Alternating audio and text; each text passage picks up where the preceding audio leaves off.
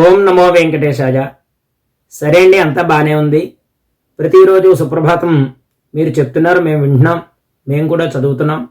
దీనివల్ల మాకేమిటి ప్రయోజనం అని అంటే, ప్రతిరోజు కూడా ఈ సుప్రభాతం చదవడం ద్వారా ఏం ప్రయోజనమో ఈ శ్లోకంలో చూద్దాం.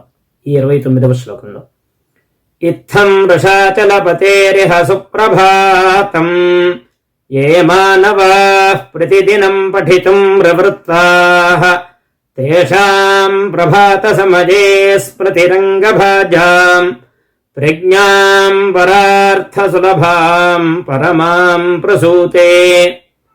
ప్రతినిత్యము కూడా ప్రభాత సమయంలో స్వామివారి యొక్క సుప్రభాతాన్ని అత్యంత భక్తి శ్రద్ధలతో ఏ భక్తులైతే చదువుతూ ఉంటారో వారు మోక్ష మార్గాన్ని పొందుతారు, మోక్షాన్ని పొందే ప్రజ్ఞను సంపాదిస్తారు అని ఈ స్మృతి వచనం చెప్తోంది. ఆ విధంగా మనందరం కూడా ప్రతినిత్యము సుప్రభాతం చదువుదాం. స్వామివారి యొక్క పరిపూర్ణమైన అనుగ్రహాన్ని పొందుదాం. స్వస్తి.